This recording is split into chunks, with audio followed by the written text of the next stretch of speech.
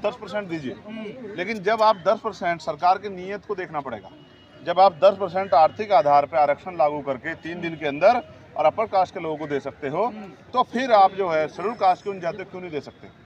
अब आरक्षण की सीमा बढ़ा देनी चाहिए जातिगत। देखो उन्होंने क्या किया है, ऐसा उन्होंने वुमेन रिजर्वेशन बिल में किया, उसको कानून बना दिया, लेकिन वो लागू कब होगा?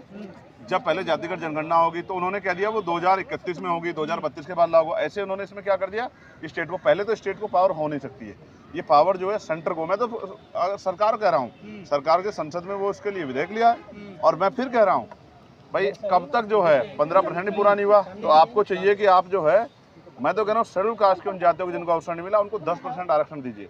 आरक्षण की सीमा बढ़ा दे, 85% इसको कर दीजिए, क्या दिक्कत है? जब 10% आर्थिक आधार पे आप दे रहे हैं तो 90% इनका बढ़ा दीजिए, SC ST OBC के लोगों को दे दीजिए। लेकिन आप देना ही नहीं चाहते, आप तो उनको गुमराह करके टकराव चाहते हैं। हम टकराव होने नहीं देंगे। अगर हमने यहाँ पढ़े लिखे लोग हो गए, हम टकराव करवा दिए, हमसे बड़ा बेवकूफ कौन होगा? इसलिए हम उनको भी समझाएंगे, उनमें भी जो पढ़े लिखे लोग हैं। क्रीमी लेयर की भी बात की जा रही है। मैं फिर कह रहा हूँ, शेड्यूल का ये जो रिजर्वेशन है, कास्ट बेस्ड रिजर्वेशन को समझना पड़ेगा। इसका आधार क्या है? वो कभी इकोनॉमिक बेस था ही नहीं।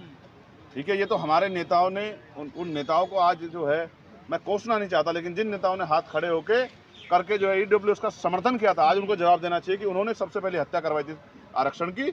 अगर वो समर्थन नहीं करते तो EWS इस देश में लागू नहीं होता। और आज क्या स्थिति है? आज वो कास्ट बेस्ड रिजर्वेशन खत्म कर देना चाह रहे हैं। इसका आधार है शैक्षिक पिछड़ापन, सामाजिक पिछड़ापन, जो छुआछूत का हम लोग सामना करते हैं, जाति के आधार पर एट्रोसिटी का हम लोग सामना करते हैं। और प्रतिनिधित्व, आप आंकड़े तो जुटाओ।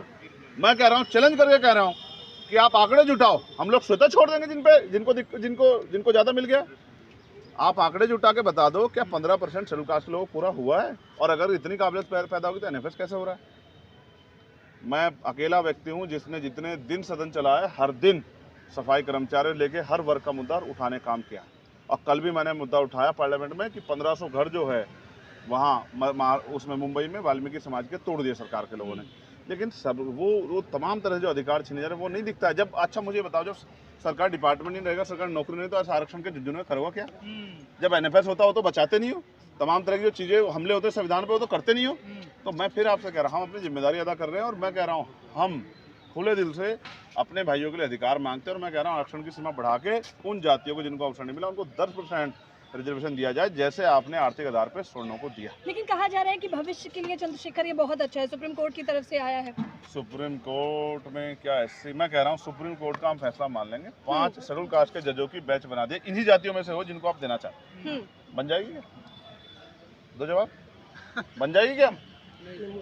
तो इनका जज नहीं हुआ कोई? मैं कह रहा हूँ चलो छोड़ो, शेड्यूल कास्ट की उन जातियों की बना दो जिनको निकालना चाहते हैं। उनका है, शेड्यूल ट्राइब का है, OBC है। एक कॉन्स्टिट्यूशन बैच बना सकते हो क्या? 5 जजों की, 7 जजों की, 9 जजों की बना सकते हो क्या?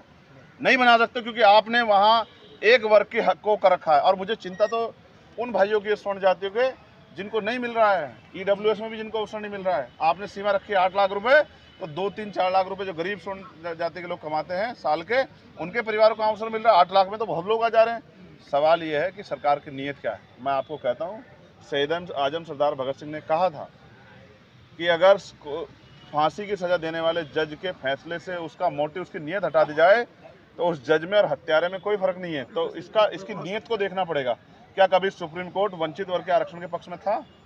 और था तो अब तक इतना बैकलॉग हुआ, कास्ट एट्रोसिटी, आपने क्यों नहीं इसको ठीक कराया?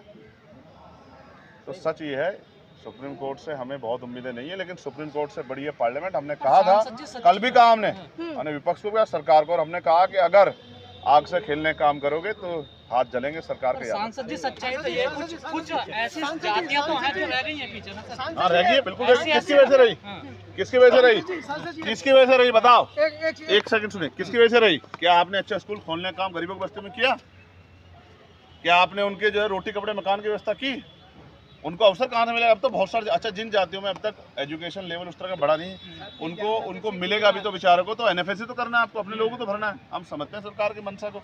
अगर NFS हो रहा है, इलाहाबाद यूनिवर्सिटी में रिकॉर्ड उठा के देखो, NFS हो रहा है SPGI उसमें, क्या नाम, SGPI में, SGPG में, लखनऊ में, तो क्या इन जाति, ये कहाँ गया? अगर इतनी काबिलियत, इतना क्रीमी लेयर पैदा हो गया तो कहाँ नहीं हो पा रहा है? IIM के हाल देखो, टॉप यूनिवर्सिटियों के दिए थे मैंने 7 यूनिवर्सिटियों के आंकड़े, देखो क्या हाल है। एक OBC और एक SC, कौन खा रहा है सबको पता है, लेकिन समाज से क्या अपील गणना तो होने दीजिए। समाज से क्या अपील है? समाज कल से 9 तारीख को बहुत बड़ा प्रोटेस्ट है जंतर मंतर पे, और लोगों की ये अपेक्षा है, वैसे तो आप कर ही रहे खुद ही के अंदर आवाज उठा रहे हैं हमारी, आपने हम संसद में चाहेंगे भी आपके उठाई साथ के दूसरे सांसद गलत बात। आप बताओ उठाई नहीं उठाई उसकी मांग उठाई है। बताओ मैंने, और मैं नहीं जोड़ता हाथ मनोज भाई, आप जानते हो, और हाथ जोड़ के मैंने कहा कि वो मूर्ति वहीं वापस लगा दो। बताओ उठाई या नहीं उठाई? हम तो कह रहे हैं आप उठा रहे हैं, और लेकिन आपके तब उठाई जब कोई वहाँ इतने एमपी गए, जब कोई हिम्मत नहीं जुटा पा रहा उसके है। लिए और मैं फिर धन्यवाद आपका बारंबार। नहीं धन्यवाद नहीं करना, मैं यार मेरी ड्यूटी है ये, आप आके साधुवाद के पात्र हैं, मैं आप मेरी सबकी ड्यूटी समाचार है। उठाइए। आप बताओ, मैं विषय पे तो बात कर रहा हूँ ना, कोई पॉलिटिक्स उसके अलावा नहीं कर रहा, सिर्फ विषय की। और मेरे जैसे 20 लोग हो गए ना पार्लियामेंट में, आप विश्वास करो इनके अधिकारों को छूने से पहले सोचना पड़ेगा जब बाकी कितने लोग सांसदों की चुप्पी क्यों? किसका किसका है? एक मिनट